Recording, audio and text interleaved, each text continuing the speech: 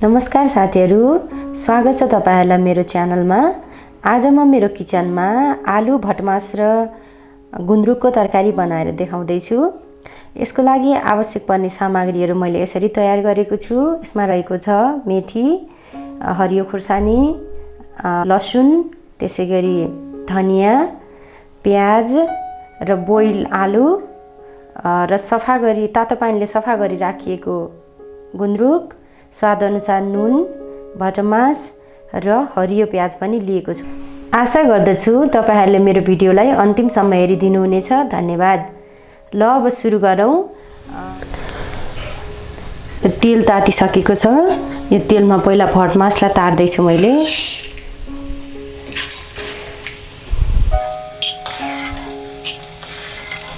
यसमा म मेथी राख्छु। मेथी फ्राई भइसकेपछि यसमा म लसुन राख्छु, प्याज पनि राख्छु,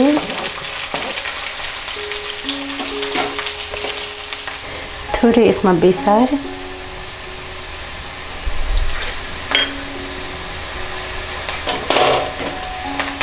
र चलाइसकेपछि म यसमा यो आलु राख्छु।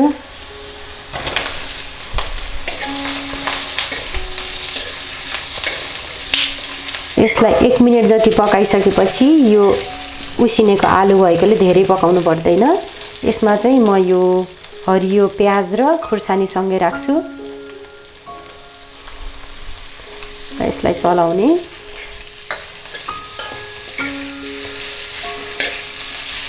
गुन्द्रुक चाहिँ अलिकति कम अमिलो छ भने गोलभेडा पनि यसरी एड गर्न सकिन्छ।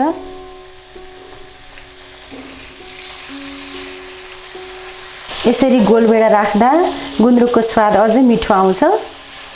र यसमा म नुन पनि राखिहाल्छु।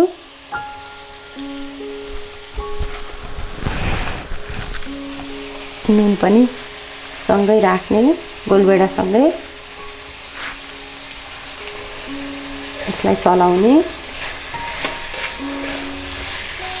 यसलाई एकैछिन 1 मिनेट जति छोपेर गोलभेडा सँगै पकाउने।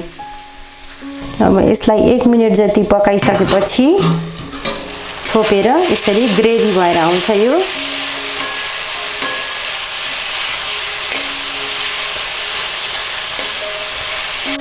अब यसमा म अघिको तारेको भटमास राख्छु।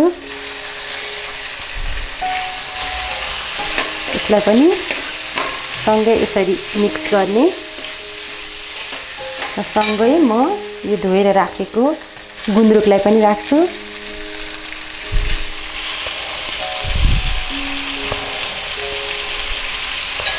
यसलाई पनि मजाले राम्ररी चलाउने।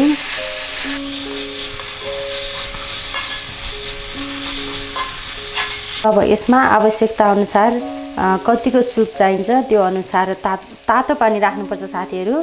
पानी चाहिँ बोइल तातो पानी राख्नु होला। यसरी तातो पानी राखेर यसलाई सबै कुराहरु मिक्स भइसकेपछि कम्तीमा 3 मिनेट जति मजाले पकाउनु होला। छोपेर पकाउनु पर्छ यसलाई 3 मिनेट जति। यसरी खोलेर हेरौँ। यस्तो देखिएको छ। यसलाई चाहिँ म एकचोटी चलाएर हेर्छु।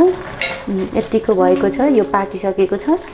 तपाईहरुलाई चाहिँ अझै ग्रेभी चाहिन्छ भने यो 1-2टा आलुलाई म्याश गरेर यसरी ग्रेभी बनाउन सकिन्छ। ल अब चाहिँ यो पाकिसकेको छ। म आगो बन्द गर्छु यसलाई। ल साथीहरु, यसरी यो गुन्द्रुक भटमासको तरकारी तयार भएको छ। यसमा म हरियो धनिया छर्छु माथिबाट। साथीहरु, आजलाई यति नै। आज मेरो यो गुन्द्रुकको तरकारी यसरी तयार भएको छ। तपाईहरुलाई यो भिडियो कस्तो लाग्यो कृपया कमेन्ट गरी प्रतिक्रिया दिन नबिर्सनु होला। साथै तपाईहरु कोही नयाँ हुनुहुन्छ भने मेरो च्यानललाई सब्स्क्राइब गर्न नबिर्सनु होला। धन्यवाद।